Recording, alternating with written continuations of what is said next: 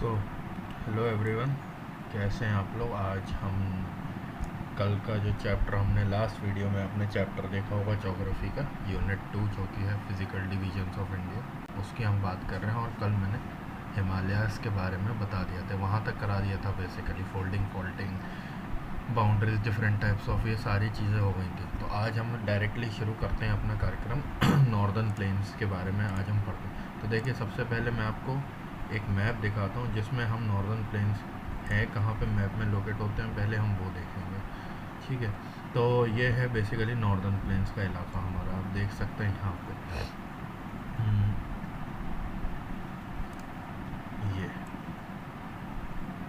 ये पूरे northern plains जाते हैं। ठीक है, ईस्टर्न प्लेन्स नॉर्दर्न प्लेन्स का ही पार्ट है। ये जो डार्क ग्रीन कलर से आपको दिख रहे हैं, ये सब ईस्टर्न प्लेन्स हैं जो नॉर्दर्न प्लेन्स का पार्ट बन जाते हैं लास्ट, मतलब उन्हीं के जैसे आप ये समझ सकते हैं। चलिए ठीक है, नॉर्दर्न प्लेन्स के बारे में पढ़ेंगे तो हम क्या क्या पढ़ेंगे कि इनकी विड्थ कितनी है, इनकी लेंथ कितनी है, ये कितना एरिया इंडिया का कवर करते हैं। और अच्छा, नॉर्दर्न प्लेन्स जो है बहुत फर्टाइल प्लेन्स होते हैं, ये मैंने आपको बता चुका था पहले भी, आज भी बताता हूँ। क्यों? क्योंकि देखिए, हिमालय से जो रिवर्स आ रही हैं, जो रिवर सिस्टम है या रिवर्स आ रही हैं, उन रिवर्स, ये जो रिवर्स है वो यहाँ पे बह के आ रही हैं, यहाँ पे डाउनफॉल हो रहा है रिवर्स का। और ये रिवर जब वहाँ से बह के आ रही हैं तो अपने साथ कई सारे एलुवियल डिपॉजिट्स और ग्रेवल और सैंड ये सारे ला रही हैं। तो इसलिए यहाँ का जो मतलब सॉइल रहता है वो काफ़ी फर्टाइल रहता है, क्योंकि वो माउंटेनियस रीजन और दुनिया भर के जहाँ जहाँ से भी वो लोग आ रहे हैं उन रीजन्स का थोड़ा कुछ ना कुछ मटेरियल अपने साथ रिवर्स कैरी करके लाते हैं और यहाँ पे डिपॉजिट करती जाती हैं बेसिकली। तो ये है नॉर्दर्न प्लेन्स। अब हम देखते हैं कुछ फैक्ट्स नॉर्दर्न प्लेन्स के बारे में हम जान लेते हैं। तो सबसे पहले बात करें नॉर्दर्न प्लेन्स, अगर रिवर्स आती है मैंने बताया तो कौन से 3 रिवर से मिल के बने हैं नॉर्दर्न प्लेन, तो यह है इंडस रिवर, गंगा रिवर और ब्रह्मपुत्र रिवर। ये 3 मेजर रिवर्स हैं जिनसे मिलकर नॉर्दर्न प्लेन्स हमारे बने होते हैं। फिर से इंडस, गंगा और ब्रह्मपुत्र, और इनके ट्रिब्यूटरीज भी इन रिवर सिस्टम्स। अगर मैं रिवर सिस्टम्स कह रहा हूँ तो उस रिवर सिस्टम में एक मेजर रिवर होगी, और सिस्टम का मतलब है कि उसके अदर ट्रिब्यूटरीज भी शामिल है। ठीक है, फिर उसके बाद सॉइल मैंने आपको बताया था कि एलुवियल सॉइल होता है नॉर्दर्न प्लेन में। ठीक है, और फिर उसके बाद ये हिमालय के फुट हिल्स पे, फुट हिल्स मतलब किसी भी माउंटेन रेंज का अगर हम फुट हिल्स की बात करें तो बेसिकली होता क्या है मैं आपको बता देता हूँ कि मान के चलिए ये माउंटेन है। ठीक है, ये एक माउंटेन रेंज है पूरी प्रॉपरली, ये है। अब इसके अलावा अब देखिए, यहाँ तो पहाड़ है पर नीचे जो है पहाड़ के ये पूरा एरिया, यहाँ तो लैंड होगा ना।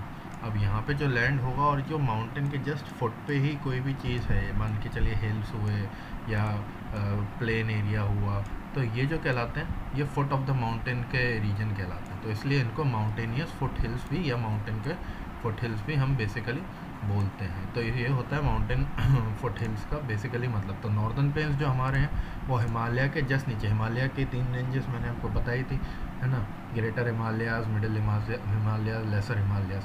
ठीक है, या शिवालिक्स जिसे कहते हैं शिवालिक्स के नीचे जस्ट नॉर्दर्न प्लेन्स हमारे शुरू हो जाते हैं। ठीक है, ये रहता है नॉर्दर्न प्लेन्स के बारे में।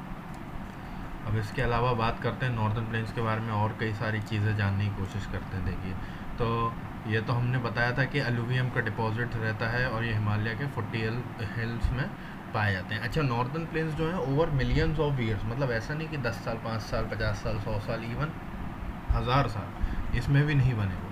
तो जोग्राफिकल मैंने बताया था, कोई भी जोग्राफिकल प्रोसेस होता है वो मिलियंस ऑफ ईयर्स लेता है अपना फॉर्म होने में। तो जो आज हम देख रहे हैं वो बहुत सालों, लाखों साल पहले बनना शुरू हुआ था बेसिकली। ठीक है, अब नॉर्दर्न प्लेन्स जो हैं वो अप्रॉक्सीमेटली 7 लाख स्क्वायर किलोमीटर का एरिया कवर करते हैं। मतलब ये कि अगर हम बात करें मैप में बात करें इसकी बेसिकली, देखिए अगर इस मैप में बात करें तो ये जो एरिया है हमारा, ये जो एरिया कवर होता है हमारा, ये 7 लाख स्क्वायर किलोमीटर का पूरा एरिया कवर होता है। तो नॉर्मल सी बात है कि काफ़ी मेजर एरिया कवर होता है इंडिया का। ठीक है ना, ये बात अपन को याद रखनी है 7 लाख स्क्वायर किलोमीटर का एरिया नॉर्दर्न प्लेन्स हमारे कवर करते हैं। इसके अलावा अगर इनकी हम विड्थ की बात करें तो देखिए, इनका जो विड्थ है वो लगभग 320 और 240 से 320 किलोमीटर ब्रॉड है ये। मतलब इनकी जो कहना चाहिए, मैं आपको अगर मैप में बात करूँ आपको, हाँ जी, मैप में बात करूँ मैं आपको अगर इनकी, तो ये जो विड्थ है ये 240 किलोमीटर्स अप्रॉक्सीमेटली से 320 किलोमीटर्स तक वेरी करते हैं।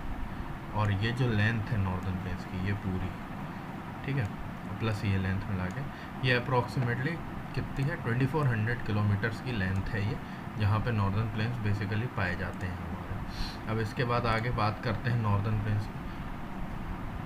देखिए नॉर्दर्न प्लेन्स के साथ बात सबसे अच्छी बात है, मतलब नॉर्दर्न प्लेन्स लगे इस मामले में हम ये कह सकते हैं कि लगभग 3 मेजर रिवर सिस्टम्स आप देखिए कि नॉर्दर्न प्लेन्स में आके बेसिकली नॉर्दर्न प्लेन्स को बना रहे हैं। अच्छा, नदियां हैं वहाँ पे, अच्छा बारिश भी वहाँ पे प्रॉपर होती है, प्रॉपर मतलब जब मानसून आता है तब एडिक्वेट अमाउंट ऑफ रेनफॉल हमें वहाँ पे मिलता है नॉर्दर्न प्लेन्स में। तो नॉर्मल सी बात है कि किसानों को खेती करने में भी वहाँ पे ज़्यादा फेवरेबल कंडीशन होंगी खेती के लिए। तो इसलिए ये जो एरिया है यहाँ ये एग्रीकल्चर वाइज देखा जाए तो काफ़ी रिच एरिया है, यहाँ पे क्रॉप्स ज़्यादा उगाए जाते हैं। और इन सेंस यहाँ पे क्रॉप ज़्यादा उगाए जाते हैं तो पॉपुलेशन भी मेजर यहीं पे रही जाती है, क्योंकि यहाँ का क्लाइमेट काफ़ी फेवरेबल होता है एग्रीकल्चर के लिए। और एग्रीकल्चर उगाने वाले लोग ज़्यादा से ज़्यादा आएंगे तभी एग्रीकल्चर यहाँ पे फ्लरिश कर पाएगा, तो इसलिए यहाँ पे पॉपुलेशन भी सफिशिएंट आती है। चलते हैं आगे बात करते हैं। अब इसके बाद नॉर्दर्न माउंटेन्स की जो रिवर है वो तो मैंने आपको बताया था कि डिपोजिशनल वर्क यहाँ करती हैं, ठीक है। अच्छा, रिवर्स के भी कई सारे कोर्स होते हैं, मतलब स्टेजेस रहती हैं रिवर की। तो शुरू में जो रिवर्स बहती हैं वो रिफ्ट स्टेज कहलाती है, बहुत तेज़ बहती हैं, पहाड़ों से कूदती हुई आती हैं। फिर यहाँ पे आके जो रिवर्स की जो स्लोप रहती है, या फिर स्लोप ना बोलें अगर हम बात करें, तो रिवर्स की जो स्पीड होती है बहुत स्लो हो जाती है, तो वो धीरे धीरे आती है, velocity of the river decrease हो जाती है। और इसलिए यहाँ पे थोड़े बहुत रिवरिन आइलैंड्स फॉर्म होते हैं बेसिकली। तो एक रिवरिन आइलैंड का मैं आपको नाम बता देता हूँ, ब्रह्मपुत्र रिवर पे है, वो है Majuli riverine island. Riverine island मतलब रिवर पे कोई सा आइलैंड बसाओ, समुद्र में नहीं बसाओ, रिवर पे बसाओ, that's are riverine island basically. अब आते हैं, हम बात करते हैं ठीक है। अच्छा, ये जब लास्ट में नॉर्दर्न प्लेन्स मतलब हाँ, एक और चीज़ मैं आपको बताऊँ डिस्ट्रीब्यूटरीज के बारे में, यहाँ पे बताता हूँ। देखिए जब रिवर्स क्या होती हैं, जो ट्रेन हो रही होती है ना, वो बे ऑफ बंगाल में यहाँ से ट्रेन हो जाती है बेसिकली, ठीक है। तो जब ये रिवर्स आती है, जैसे गंगा है, गंगा सीधे यूपी बिहार क्रॉस करके बे ऑफ बंगाल में ट्रेन होती है, और जो ब्रह्मपुत्र रिवर है हमारी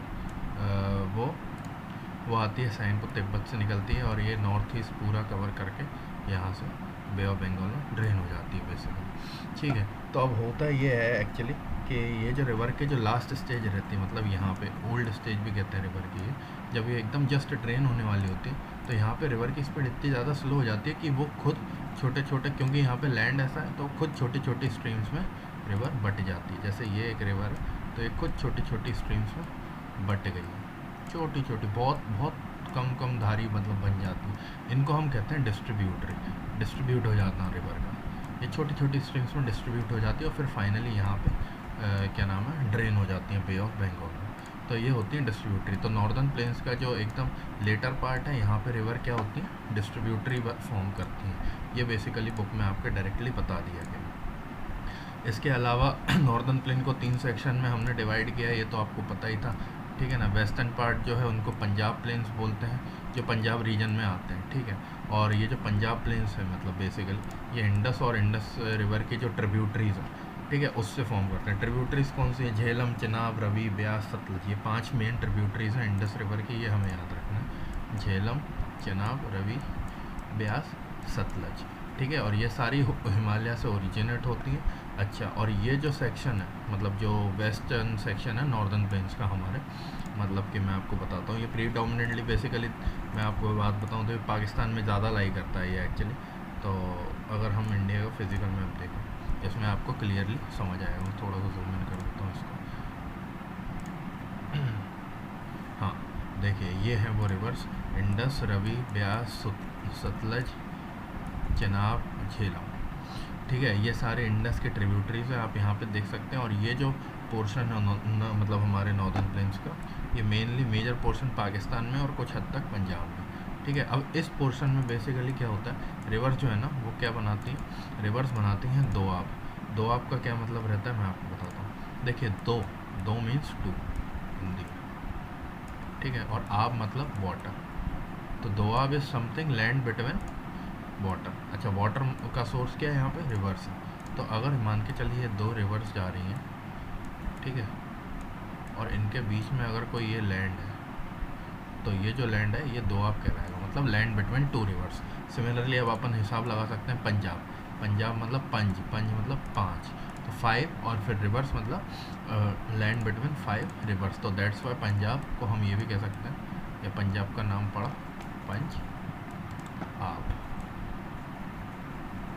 बेसिकली ये है लैंड बिटवीन 5 रिवर्स। कौन सी 5 रिवर्स बहती हैं पंजाब से, अब आप लोग मुझे मैप में भी देख के बता सकते हैं, और कमेंट सेक्शन में ज़रूर बताना कि कौन सी 5 रिवर्स हैं जो पंजाब से फ़्लो करती हैं। तो ये है north western part of the northern plains. Basically हम ये बात करें मेजरली पाकिस्तान में, और पंजाब प्लेन्स भी इनको कहते हैं क्योंकि इंडिया में ये पंजाब में लाई कर रहा होता है। इसके अलावा अगर हम सेकंड पार्ट की बात करें, ठीक है, तो फिर सेकंड पार्ट इसका आता है गंगा प्लेन्स। ये है गंगा प्लेन्स, ठीक है। अब ये जो गंगा प्लेन है ये घग्गर और तीस्ता रिवर के बीच का रहता है, मतलब ये घग्गर या घाघरा भी कहते हैं इसे, ये घग्गर और तीस्ता हमारी है।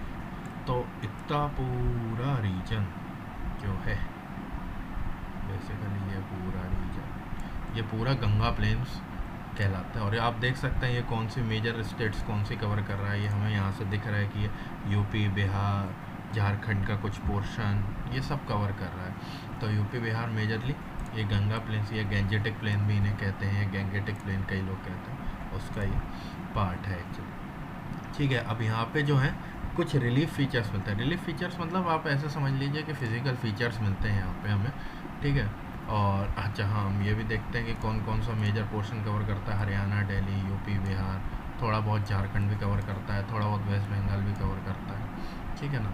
ये बात अपन को याद रखनी है कि गंगा प्लेन कौन कौन से स्टेट्स कवर करता है। इसके अलावा अगर हम बात करते हैं, आगे बढ़ेंगे, ठीक है, तो अब देखिए नॉर्दर्न प्लेन्स जो हैं वो मेनली फ्लैट रहते हैं। फ्लैट मतलब एक समतल ज़मीन रहती है वो नॉर्दर्न प्लेन्स बेसिकली, ठीक है ना। और इनके जो रिलीफ हैं उसमें कोई ऐसा वेरिएशन नहीं आता, मतलब ऐसा नहीं है कि कहीं माउंटेन्स हैं, कहीं हिल्स हैं और कहीं प्लेट्यूस है, एकदम सपाट ज़मीन है, फ्लैट ज़मीन, फ्लैट लैंड आ गया अपना, ऐसा इतना खास वेरिएशन नहीं आते। बट इसके अलावा अगर हम देखा जाए तो स्टिल वेरिएशन तो देखिए, अगर इसके अलावा देखा जाए तो स्टिल हम ये कहेंगे कि देखिए वेरिएशन तो थोड़े बहुत रहेंगे, ऐसा नहीं कि बिल्कुल भी वेरिएशन नहीं रहते हैं बेसिकली। तो जो वेरिएशन यहाँ पे रहते हैं नदर्न प्लेन्स में, उसको हम 4 पार्ट में डिवाइड कर देते हैं एक्चुअली, और कुछ नहीं करते, ठीक है ना।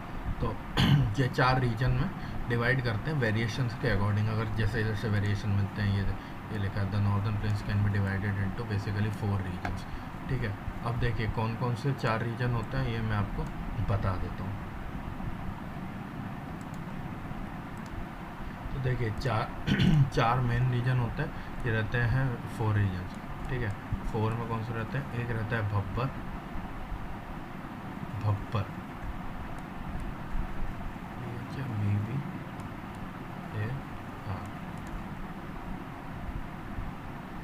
फिर उसके बाद रहता है तराई रीजन जिसे कहते हैं।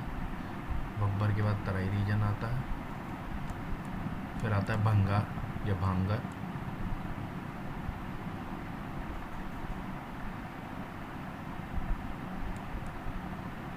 फिर आता है खादार या खादार रीजन भी कहता है इसे।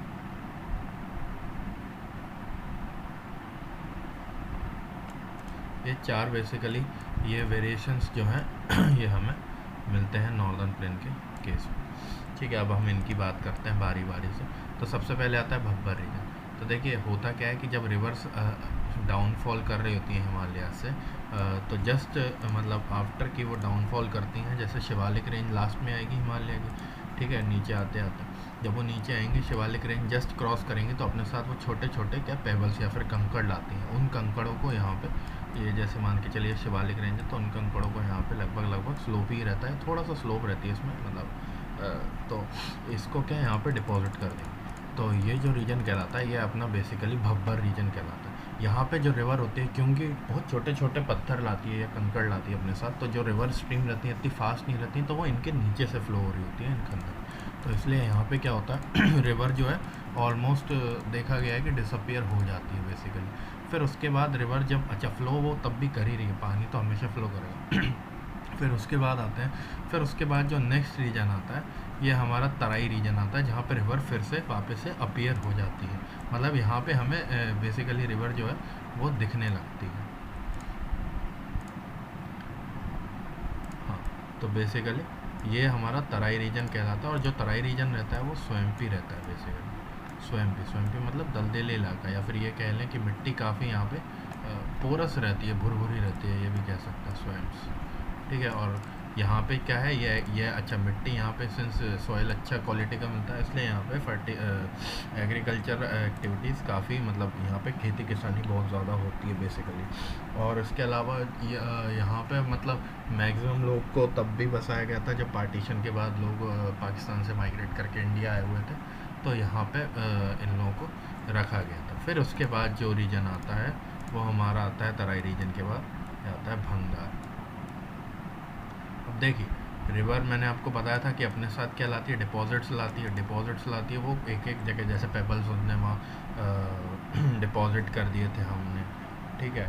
फिर उसके बाद यहाँ पे तराई रीजन में वो रिवर वापस से अपीयर होने लगे। भंगार में जो है यहाँ पे जो रिवर ने डिपॉजिट किए वो अलूवियल डिपॉजिट किए, या अलूवियम डिपॉजिट किए हम ये बोलते हैं, अलूवियल सॉइल के कॉन्स्टिट्यूएंट्स, या अलूवियम भी बोलते हैं। अब ये जो अलूवियम रहते हैं ये बेसिकली दो तरह के रहते हैं, मतलब इनकी एज के हिसाब से। एक रहते हैं ओल्ड अलूवियम, ठीक है, और एक होते हैं न्यू अलूवियम, ये न्यू अलूवियम।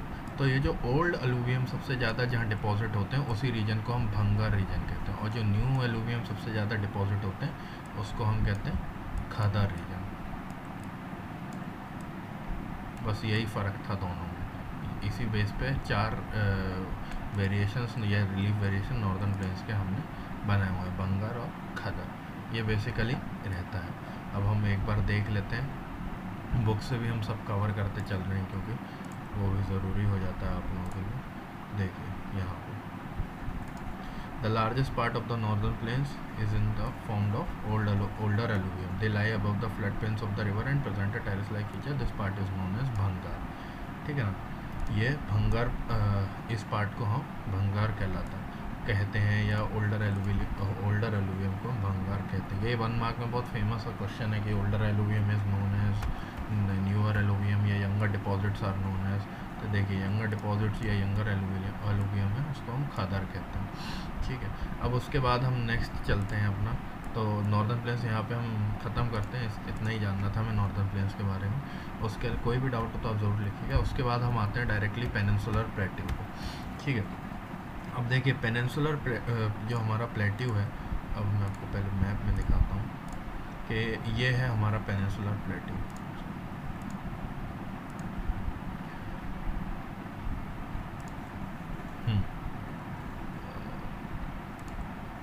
ये जो बेसिकली एरिया कवर कर रहे हैं हम, मतलब नॉर्दर्न प्लेन्स यहाँ तक आ गए, फिर उसके बाद ये बीच में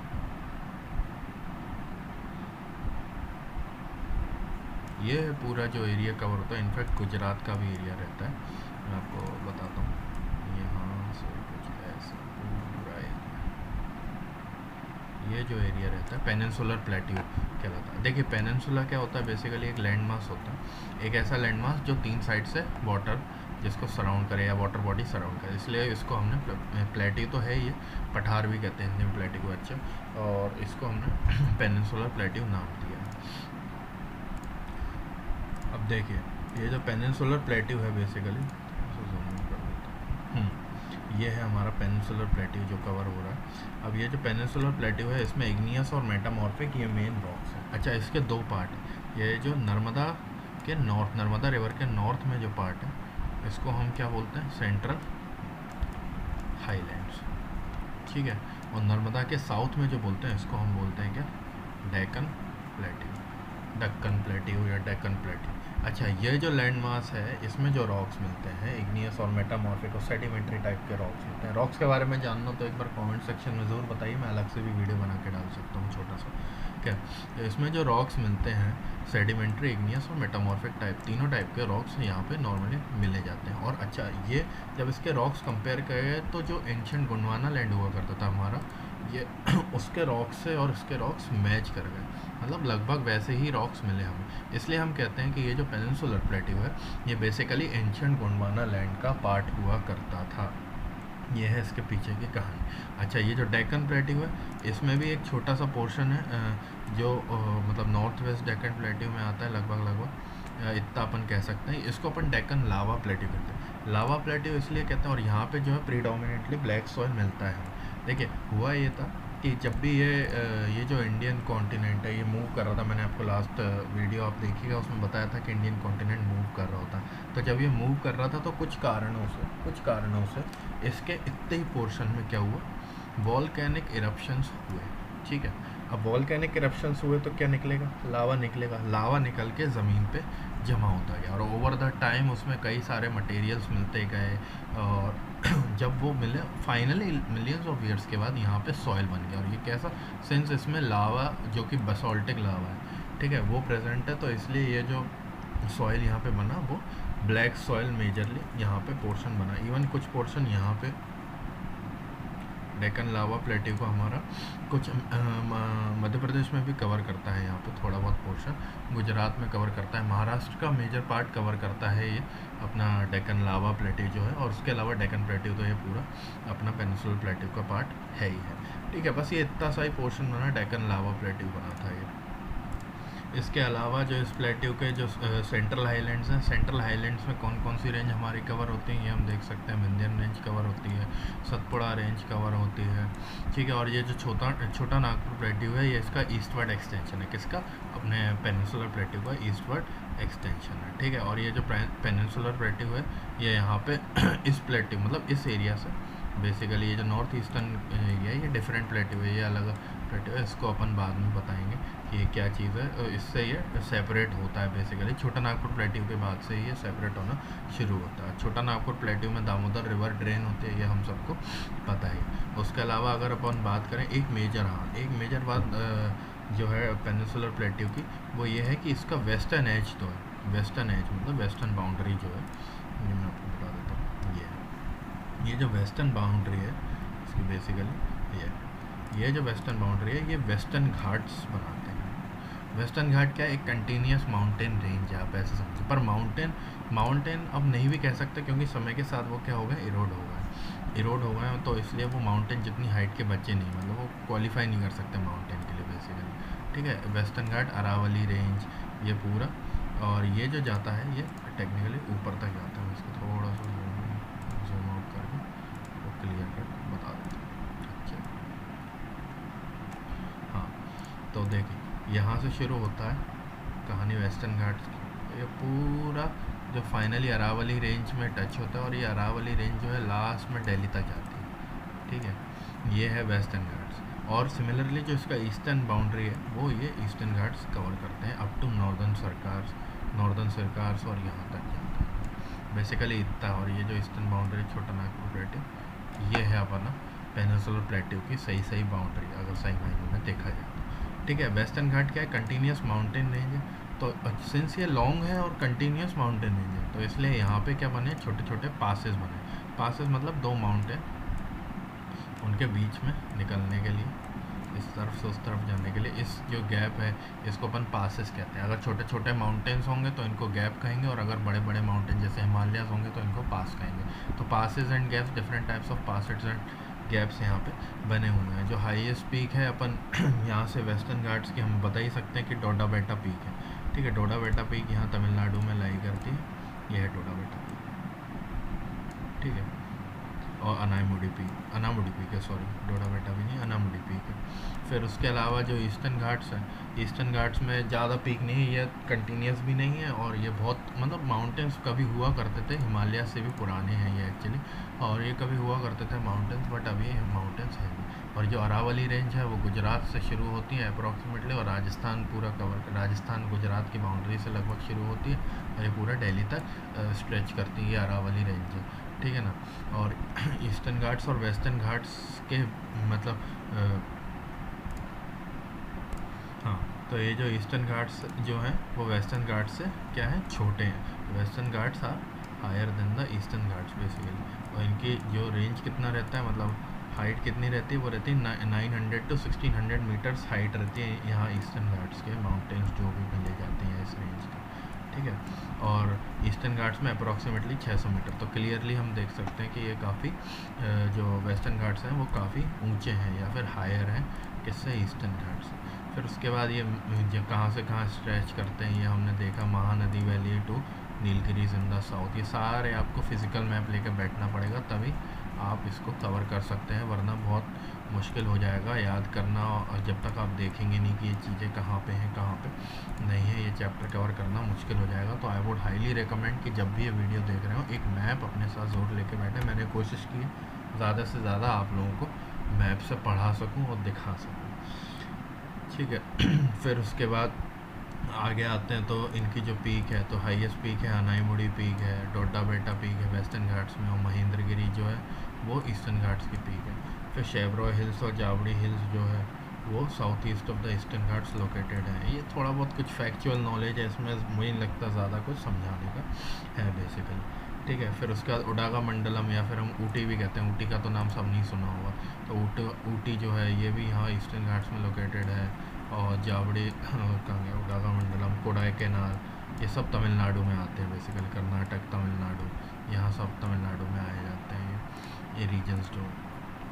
फिर उसके बाद डेक्कन ट्रैप मैंने आपको बताया था, डेक्कन ट्रैप या फिर डेक्कन लावा प्लेट्यू भी उसे बोलते हैं, वही चीज़ डेक्कन ट्रैप होती है, ठीक है। तो ये एक पेक्यूलियर फीचर है, ब्लैक सॉइल एरिया है इस डेक्कन प्लेट्यू का, कुछ पार्ट ब्लैक सॉइल यहाँ पे पाया जाता है, उनको डेक्कन ट्रैप कहते हैं। और ये क्यों है ब्लैक, क्योंकि यहाँ पे जो रॉक्स हैं वो इग्नियस टाइप के रॉक्स मिलते हैं और वो वॉल्केनिक ओरिजिन के रॉक्स हैं, मतलब वॉल्केनो जब इरप्ट हुआ होगा किसी ज़माने में वहाँ, तो वो वॉल्केनिक इरप्शन के कारण वहाँ पे रॉक्स बने होंगे बेसिकली, तो इसलिए ये डेक्कन ट्रैप कहलाता है। फिर उसके बाद अरावली हिल्स जो है वो वेस्टर्न मार्जिन पे लाई करते हैं, ये भी अपन ने मैप में देखा था कि वेस्टर्न साइड में अरावली हिल्स लाई करते हैं। और अरावली हिल्स हाईली एरोडेड है और गुजरात से दिल्ली तक जाते हैं। दिल्ली में जो लास्ट पॉइंट है अरावली हिल्स का वो है रायसीना हिल। रायसीना हिल अगर आप लोगों ने सुना हो, वहाँ पे हमारा क्या है, वहाँ पे हमारा राष्ट्रपति भवन भी है, ठीक है, प्रेसिडेंट हाउस है, और ये सारी चीज़ें इंपॉर्टेंट चीज़ें रायसीना हिल में बनी हुई है। कभी दिल्ली जाना, रायसीना हिल देखना, तो ये सब चीज़ें ज़रूर देखिएगा। अब हम बात करते हैं द ग्रेट इंडियन डेजर्ट या फिर जिसको हम कहते हैं थार डेजर्ट की।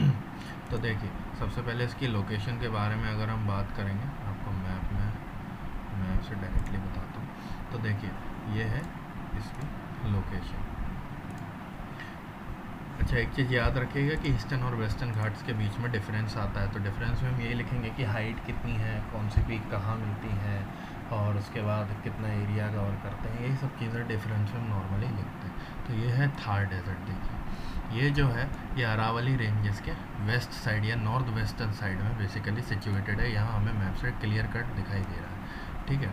उसके अलावा ये इसका कुछ पोर्शन पाकिस्तान में भी एक्सटेंशन होता है, ठीक है ना। और इसके अलावा सिंस ये डेजर्टी इलाका, यहाँ कोई सॉइल नहीं मिलता, तो यहाँ पे जो वेजिटेशन है थार डेजर्ट में या इंडियन डेजर्ट में, ये जो वेजिटेशन है यहाँ पे ज़ीरो वेजिटेशन रहता है, और यहाँ पे रिवर स्ट्रीम भी नहीं रहती क्योंकि क्लाइमेट बहुत एरिड है, मतलब बहुत सूखा है, यहाँ सूखा इलाका है कहते हैं यहाँ पे, ठीक है ना। तो जो अगर इफ़ रिवर होती भी, अगर रिवर अपीयर भी होती है, तो रिवर मेनली आप देख सकते हैं यहाँ पे कोई रिवर जा नहीं रही है एक्चुअली। अगर रिवर अपीयर भी होती है तो सीजनल रिवर्स रहती है। सीजनल मतलब अगर बारिश अच्छी खासी पड़ी तो ही नदी अपीयर होगी या दिखेगी, पानी बहता हुआ मिलेगा, एल्स नहीं होगा। और जो लूनी रिवर है, लूनी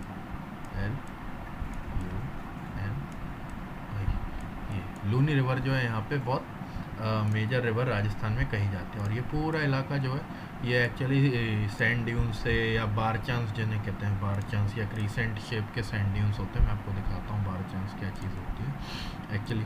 तो ये जो बार चांस रहते हैं इस टाइप के रहते हैं, देखिए कुछ बार चांस इस टाइप से ये बेसिकली कवर रहते हैं। ये क्रीसेंट शेप जो है ये क्रीसेंट शेप कहलाता है मेनली, ठीक है। तो इस टाइप से ये सैंड ड्यून्स जो है ये एक तरह का लैंड फॉर्म है। आप ये समझिए कि ये बन जाते हैं हवा चलने की वजह से और डिपोजिशन हो जाता है रेत का।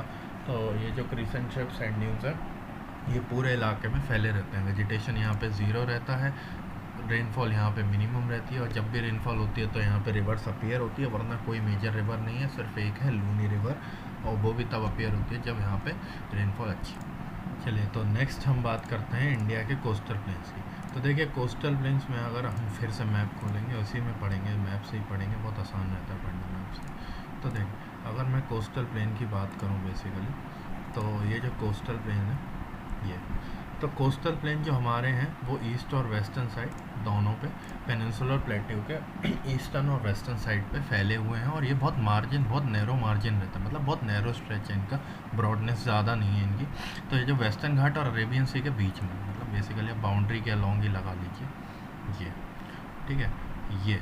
और यहाँ से फिर उसके बाद जब ये ईस्टर्न साइड पे जाते हैं तो पूरे बे ऑफ बंगाल तक के अप्रॉक्सीमेटली, यहाँ सुंदरबन डेल्टा तक, ये पूरे हमारे कोस्टल प्लेन बेसिकली कहलाते हैं, ठीक है ना। और ये गुजरात में भी कवर करते हैं काफ़ी सारा पोर्शन, ज़्यादा नहीं करते, थोड़ा बहुत पोर्शन गुजरात में ये कवर करते हैं कोस्टल प्लेन्स, ठीक है।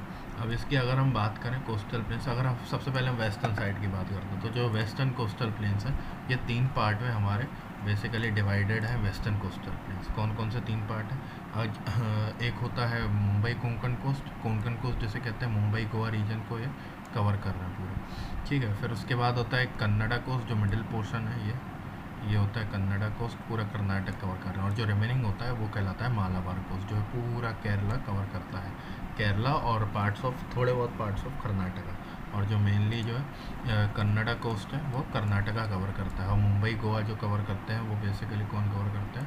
अपना कोंकण कोस्ट कवर करता है, मुंबई और पार्ट्स ऑफ गोवा और पार्ट्स ऑफ मुंबई, ऐसा बोलिए अपन, ठीक है ना। ये देखिए, ये गोवा है, ये पूरा गोवा कोंकण कोस्ट का इलाका कहलाता है, पार्ट्स ऑफ मुंबई और महाराष्ट्र ये कह सकते हैं, ठीक है ना। फिर उसके बाद कन्नड़ा कोस्ट मिडिल पार्ट होता है, और उसके बाद सबसे जो लेटर पार्ट होता है या लोअर पार्ट होता है ये जो केरला के लॉन्ग रहता है, ये पूरा मालाबार कोस्टल एरिया यहाँ पे कहलाता है। वेस्टर्न घाट्स और अरेबियन सी के बीच में सैंडविच्ड हुए होते हैं बेसिकली, ठीक है, इनको कहते हैं सैंडविच्ड हुए होते हैं, कौन से? Western coast of India. और जो ईस्टर्न कोस्ट है ये पूरा स्ट्रेच करता है कहाँ से? साउथ इंडिया से लेकर पूरा बे ऑफ बंगाल, वेस्ट बंगाल तक स्ट्रेच करता है। और ये जो वेस्ट बंगाल तक स्ट्रेच करता है, इसके 2 पार्ट रहते हैं, ठीक है। तो इसके 2 पार्ट कौन से रहेंगे? एक रहेंगे अपना कोरोमंडल कोस्ट, जो अप्रॉक्सीमेटली यहाँ हैदराबाद तेलंगाना तक कहलाता है, और हैदराबाद तेलंगाना के बाद जब उड़ीसा आना शुरू होता है, ये उड़ीसा जो है यहाँ जो शुरू होता है, ये पूरे कहलाते हैं नॉर्दर्न सरकार्स, और एनसी लिख देता हूँ, नॉर्दर्न सरकार्स कोरोमंडल कोस्ट, ठीक है। यहाँ पे इंपॉर्टेंट रिवर्स आप देख ही सकते हैं कौन कौन सी, गोदावरी है, महानदी है, कृष्णा रिवर है, कावेरी रिवर है, ये कावेरी रिवर है, ये सारी इंपॉर्टेंट यहाँ पे कुछ रिवर्स हैं जो यहाँ फ्लो करती हैं along the eastern coast basically. और इसके अलावा ईस्टर्न कोस्ट की अगर हम बात करें तो अगेन ये ईस्टर्न घाट और बे ऑफ बंगाल के बीच में सैंडविच हुए होते हैं। और इसके अलावा यहाँ पे एक इम्पॉर्टेंट लेक है उड़ीसा में, हाँ ये हम जरूर मैं आपको बताऊंगा कि इम्पॉर्टेंट एक लेक है उड़ीसा में, चिल्का लेक जिसे कहते हैं, चिल्का लेक वो लार्जेस्ट लेक है इंडिया का, सॉल्ट वाटर है उसमें, तो लार्जेस्ट सॉल्ट वाटर लेक है वो इंडिया का चिल्का लेक, ये हमको याद रखना है, 1 नंबर का फैक्ट है। फिर आते हैं ये लास्ट फिजियोग्राफिक डिवीजन जो इंडिया की हम करेंगे वो है आइलैंड्स। तो देखिए आइलैंड्स क्या होता है, सबसे पहले आइलैंड का मतलब क्या होता है? तो आइलैंड एक लैंड मास होता है, एक ऐसा ज़मीन का हिस्सा जो सब तरफ से एवरीवेयर है ना, सराउंडेड बाय वाटर, पानी से सराउंड हो चारों तरफ से, ये जितनी भी उसके साइड से सब तरफ से वो बेसिकली पानी से सराउंड रहता है। तो यहाँ पे हम देख सकते हैं कि ये आइलैंड्स हमारे लक्षद्वीप आइलैंड्स मेनली, जो कि इंडिया के साउथ वेस्टर्न पोर्शन में अरेबियन सी में लाई करता है। आप देख सकते हैं कहाँ लाइन कर रहा है, अरेबियन सी में। और यहाँ पे थोड़े से आप ये मैप से ही अपन को समझ आ रहा है कि काफ़ी बड़े स्ट्रेच है, मतलब लक्षद्वीप आइलैंड से ज़्यादा स्ट्रेच्ड पोर्शन में ये हैं। और ये कहाँ लाई कर रहे हैं? ये बे ऑफ बंगाल में बेसिकली लाई कर रहे हो। ये है अंडमान एंड निकोबार आइलैंड्स, ये दोनों इंडिया के आइलैंड्स हैं, ठीक है। अब लक्षद्वीप की जो एडमिनिस्ट्रेटिव, पहले हम लक्षद्वीप की बात करेंगे। तो ये जो लक्षद्वीप आइलैंड्स हैं बहुत छोटे छोटे आइलैंड्स हैं, ये आइलैंड्स का एक ग्रुप है मतलब, ठीक है ना। और लक्षद्वीप की जो कैपिटल है या एडमिनिस्ट्रेटिव हेडक्वार्टर है ये यूनियन टेरिटरी बेसिकली, और लक्षद्वीप के जो एडमिनिस्ट्रेटिव हेडक्वार्टर है वो है कावारत्ती नाम की,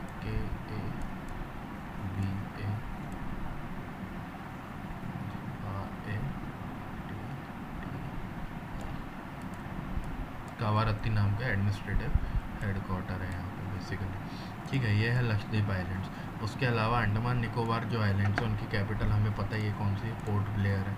ठीक है, और ये सारे इंडिया का रीजन में ही आते हैं। अंडमान जो है रिलेटिवली ग्रुप ऑफ आइलैंड्स, ऐसे ग्रुप ऑफ आइलैंड्स हैं जो लक्षद्वीप से थोड़े ज़्यादा एरिया में फैले हुए हैं बेसिकली। ये जो इनका स्ट्रेच है ये थोड़ा वाइडर है as compare to Lakshadweep island, और ये ईस्टर्न साइड में है इंडिया के, बे ऑफ बंगाल में लाई करते हैं अंडमान एंड निकोबार आइलैंड। यहाँ पे कई सारी ट्राइब्स रहती हैं, और मतलब सारे आइलैंड्स में इंडियंस घूमने नहीं जा सकते, मैं आपको बताता हूँ। कई सारी ट्राइब्स रहती हैं, डर रहता है ट्राइब्स से दूर रहो, वो मार मूर भी देते हैं नॉर्मल इंसानों को, है ना। तो इसलिए अंडमान में क्या, हम थोड़े बहुत ही आइलैंड्स हैं जहाँ पे टूरिज़्म अलाउड है और यहाँ पे हम घूमने जा सकते हैं। और आपको पता ही है कि ट्रेन तो जाएगी नहीं अंडमान में, या तो शिप से जाओ या फिर फ्लाइट से उड़ के जाओ, दो ही तरीके हैं अंडमान में जाने के। इसके अलावा अगर हम क्विकली बात करें लक्षद्वीप और अंडमान के बारे में, तो देखिए लक्षद्वीप जो है पहले 3 आइलैंड का ग्रुप हुआ करता, मतलब ग्रुप तो अभी भी है, बट इनको पहले 3 आइलैंड नाम से जानते थे। वो थे लक्षद्वीप, मिनिकॉय और Amindivi island, LMA, Lakshadweep, Minicoy and Amindivi islands. ठीक है, फिर 1973 में इनका कंबाइंड नाम लक्षद्वीप रख दिया गया। यहाँ पे खूब सारे कोरल्स पाए जाते हैं। कोरल्स एक तरह के ऑर्गेनिजम्स होते हैं, उनके बारे में हम आगे भी डिस्कस करेंगे। ठीक है, और अंडमान जो है, अंडमान एंड निकोबार आइलैंड्स है, ये बेसिकली 2 ग्रुप है। एक है अंडमान ग्रुप, ठीक है, और फिर उसके बाद है निकोबार ग्रुप। तो ये निकोबार जो है वो सदर्न साइड में है, और अंडमान ग्रुप जो है वो नॉर्दर्न साइड में। और ये बिलीव किया जाता है कि ये माउंटेनियस ओरिजिन के, मतलब यहाँ जो रॉक्स पाए जाते हैं वो ऐसे रॉक्स हैं जो कभी माउंटेन में पाए जाते हैं, और या फिर ये कह लो कि एक माउंटेन सबमर्ज हुआ होगा ओशन में किसी बहुत लाखों साल, करोड़ों साल पहले, और वो जो माउंटेन्स का एलिवेटेड पोर्शन लैंड का रह गया है, उन्हीं को हम अंडमान आइलैंड्स बेसिकली कहते हैं। और यहाँ पे कई सारी ट्राइब्स रहती हैं, यहाँ पे कई सारा थिक फॉरेस्ट कवर है, मैनग्रोव्स का फॉरेस्ट कवर है यहाँ पर। ठीक है, तो ये था इस चैप्टर में जो हमने फिजियोग्राफिक डिवीजन्स ऑफ इंडिया पढ़ी। ज़रूर मैप रख के ज़रूर पढ़िएगा, आई रिपीट, क्योंकि बहुत ज़रूरी है। और कोई भी डाउट हो तो कमेंट सेक्शन में लिखिएगा। अच्छा, आप लोगों को हाँ एक छोटा सा कमेंट सेक्शन में ये ज़रूर बताइएगा कि लक्षद्वीप आइलैंड्स में टोटल कितने छोटे छोटे आइलैंड्स हैं, ये अपन को पता करके बताना है, चाहे गूगल कर लीजिए, कोई दिक्कत नहीं है। And thank you so much, I hope आप लोगों को सब पसंद आ रहा होगा, और कमेंट किए, ज़्यादा से ज़्यादा व्यूज़ बढ़ाइए ताकि लोगों की मदद हो सके, जिन जिन को ज़रूरत है उन सब से शेयर कीजिए। थैंक यू सो मच, मिलते हैं अगले वीडियो में एक नए लेसन के साथ। Bye bye.